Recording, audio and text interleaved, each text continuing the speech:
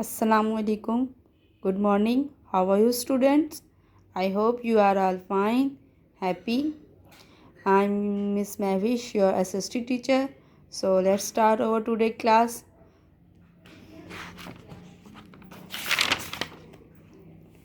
We have already complete chapter number 1 from geography section, and the chapter name is minerals and natural resources of the Muslim world. ये हमारा chapter number 1 था जो कि हम कर चुके हैं। इसके बाद हम लोग दूसरे चैप्टर पे थे जो हमारे चैप्टर का नाम है द रोड टू इंडिपेंडेंस। ये हिस्ट्री के सेक्शन का है, तो हमने हिस्ट्री के सेक्शन में हमारा ये दूसरा चैप्टर कंटिन्यूड है।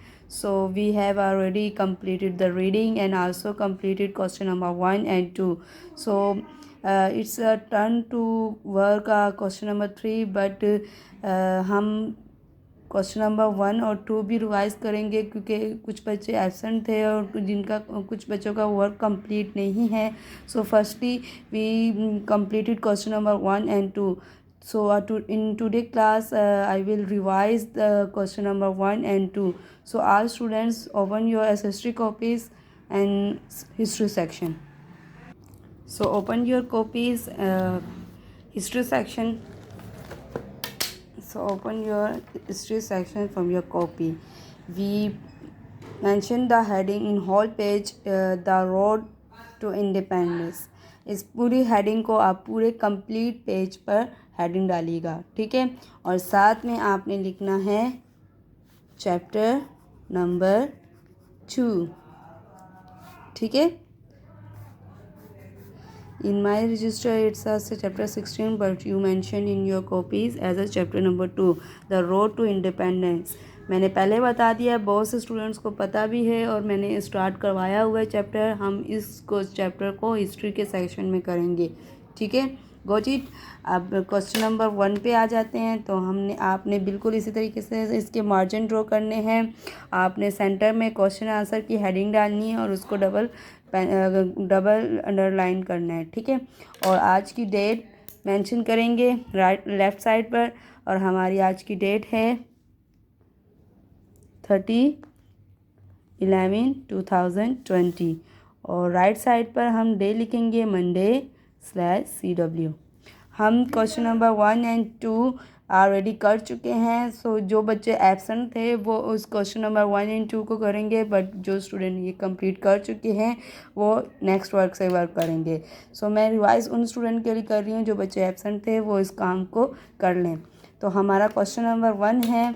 आप इस क्वेश्चन नंबर 1 को ब्लैक पेन से लिखेंगे। हमारा क्वेश्चन नंबर 1 है, why do you think were the Montagu Chelmsford reforms not very popular. आपके ख्याल में मॉन्टेग कैलम्सफोर्ड की सुधार या जो उसने किया है वो इतने पॉपुलर क्यों नहीं हुआ। तो इसका आंसर है the Montagu Chelmsford reforms were not very popular because they excluded the Muslims who were generally poor. In some areas, the Sikhs were overrepresented. Sikhs were overrepresented, एक ही वर्ड है, ओवर के साथ ही रिप्रेजेंटेड लिखना है आपने, फिर comma लगा देंगे। And the Congress also rejected these proposal as they did not want to work with the Muslim। ये हो गया आंसर नंबर 1 हमारा। अब क्वेश्चन नंबर 2 की तरफ आ जाते हैं। What are the points of India act 1935। तो ये है हमारा क्वेश्चन नंबर 2 के इंडिया एक्ट 1935 के पॉइंट क्या थे। तो आपको आंसर आ जाता है। ये मैंने आपकी बुक में निशान लगवाया था जो बच्चे प्रेजेंट थे, पढ़ चुके। अब मैंने ये आपको पूरा रिवाइज करवा देती हूँ, तो मैं यहीं पे मेंशन करके आपको पढ़ के सुना देती हूँ। आंसर है the points of India act 1935 are as follows. Number 1, India should become a self governing dominion as soon as possible. Number 2 option है, नंबर 2 पॉइंट है, it should have a federal system. Number 3 point है, there would be 11 provinces with Sindh, Bombay and Odisha being separate provinces. अब हमारा next point है point number 4, ministers in the viceroy's cabinet, the real powerhouse of government would be responsible to the mainly elected central legislative assembly। ये हो गया हमारा point 4 complete. अब हमारा point number 5 है, except for defence and for reasons affairs everything would be in the hands of the provincial assemblies। अब next हमारा point number 6, full dominance status with all powers with the hands of the people of the subcontinent would come in the near future. तो ये हमारा हो गया question number 1 and question number 2। चूँकि हमने class में कर लिया था इसका काम, पर मैंने इसको रिवाइज़ करवा लिया उन बच्चों के लिए जो कि एब्सेंट थे, ताकि वो अपना काम कंप्लीट कर सकें। और अब हम अपने नेक्स्ट वर्क पे आते हैं, जो कि हमारा क्वेश्चन नंबर 3 होगा। तो तमाम स्टूडेंट्स जो अभी क्वेश्चन नंबर 3 करेंगे और इस पर भी आज की डेट मेंशन करेंगे 30/11/2020, और हमारा डे है मंडे और CW। लेफ़्ट साइड पे डेट लिखेंगे और राइट साइड पे क्लास वर्क और डे लिखेंगे। हमारा क्वेश्चन नंबर 3 है, was Indian act 1935 a solution to the problems of the subcontinent. तो अब जो हमने नीचे ये पॉइंट्स लिखे हैं, इसी से रिलेटेड क्वेश्चन नंबर 3 है कि ये जो एक्ट्स हमने लिखे हैं, ये एक्ट्स जो थे आइन जो थे, क्या वो सब कॉन्टिनेंट्स में आने वाली प्रॉब्लम्स का सॉल्यूशन करार पाए थे या सॉल्यूशन थे। तो इसका आंसर है the Indian act did not solve the problem, in fact it intensified it. तो ये इंडियन एक्ट जो थे वो प्रॉब्लम्स का सॉल्यूशन नहीं थे, उन्होंने प्रॉब्लम से मतलब इन एक्ट्स के ज़रिए मुश्किलात सॉल्व नहीं हुई थी, बल्कि इनफैक्ट इट इंटेंसिफाइड इट, मतलब इनको और खींचा था, मतलब इनको उनमें और प्रॉब्लम्स और ज़्यादा क्रिएट हो गई थी। ठीक है, अब हम क्वेश्चन नंबर 4 की तरफ आ जाते हैं।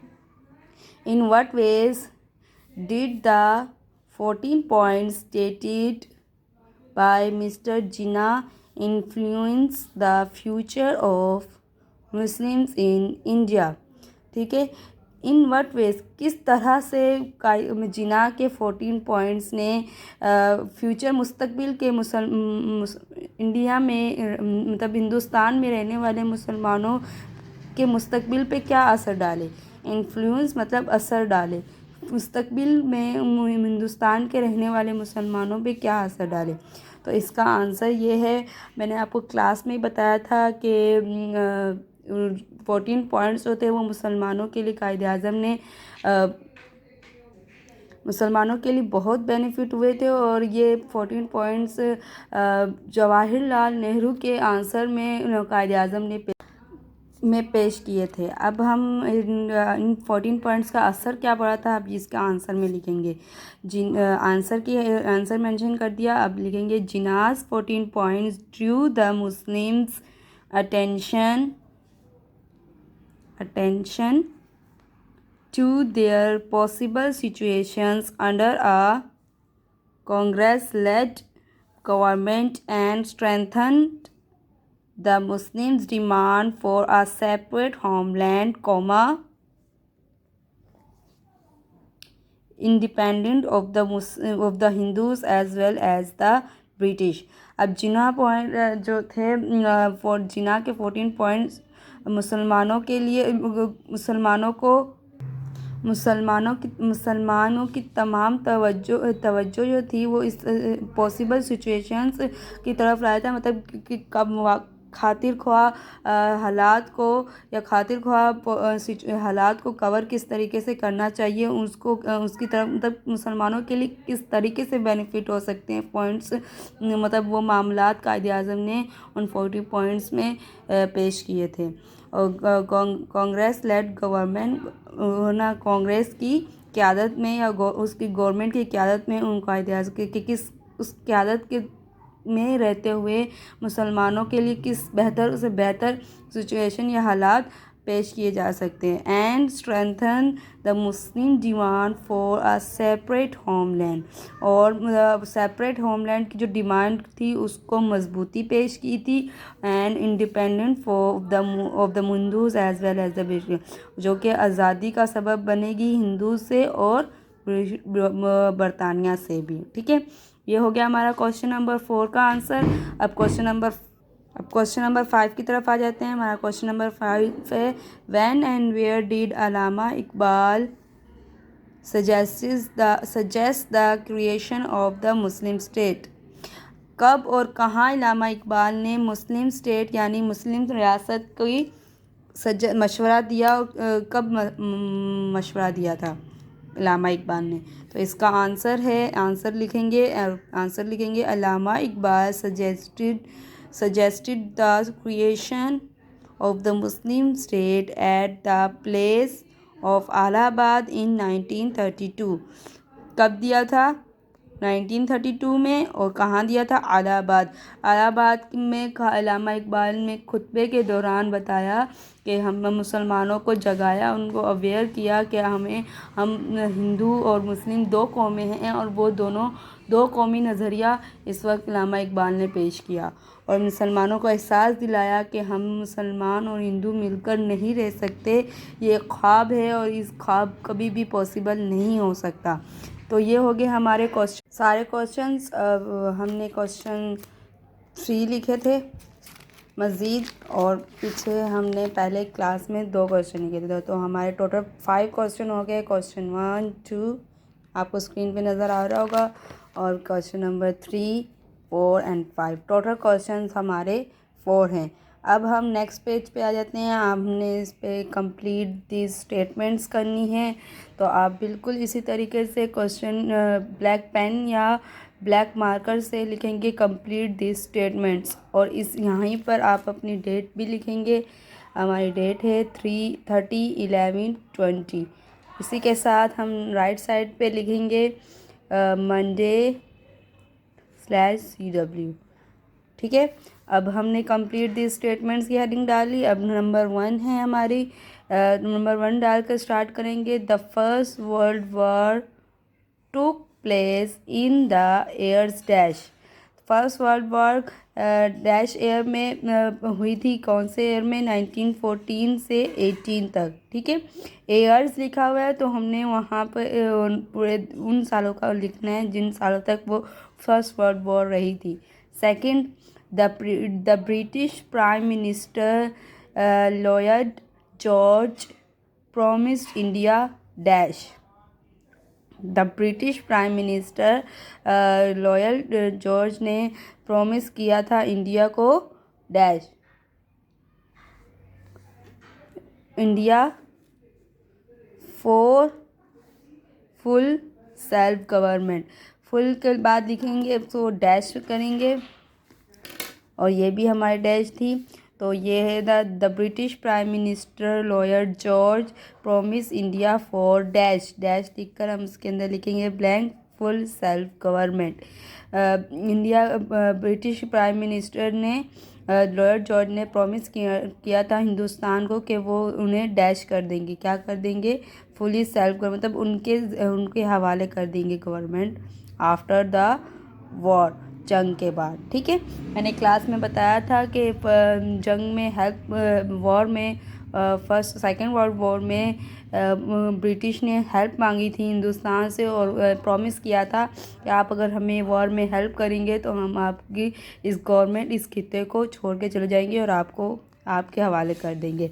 नेक्स्ट है हमारा number 3, Quaid e Azam Mohammad Ali Jinnah join Muslim League in dash.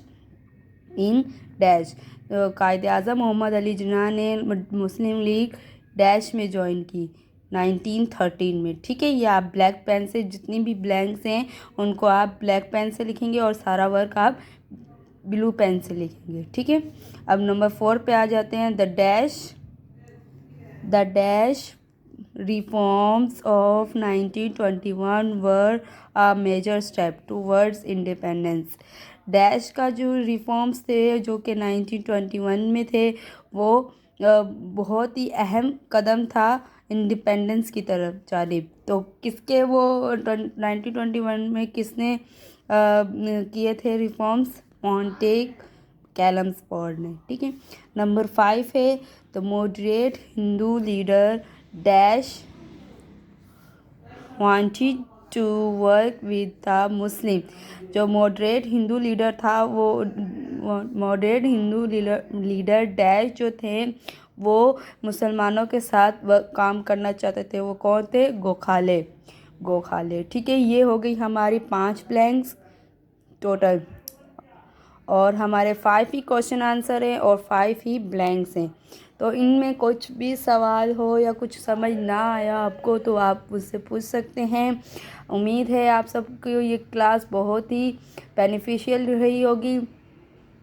अपनी दुआओं में याद रखिएगा, अपना ख्याल रखिएगा, घर में रहिएगा और फजूल बाहर मत जाइएगा, और साथ साथ में पढ़ना ज़रूरी है। प्रीवियस वर्क के लर्निंग करती रहनी है, उसको मेमोराइज़ करते रहना है, और बहुत ही अच्छी राइटिंग में, साफ राइटिंग में वर्क कीजिएगा। आप सब बहुत अच्छा लिखने वाले हैं और मज़ीद अच्छा वर्क करके मुझे दीजिएगा। ठीक है। ये हो गया आपका हमारा काम, द रोड टू इंडिपेंडेंस। ठीक है। हो गया हमारा चैप्टर कंप्लीट। अब हम नेक्स्ट क्लास में न्यू चैप्टर स्टार्ट करेंगे। तो इस चैप्टर की कंप्लीट वर्क बहुत ही ध्यान से कीजिएगा और अच्छी राइटिंग में कीजिएगा। अपनी दुआओं में याद रखिएगा। खुदा हाफिज़।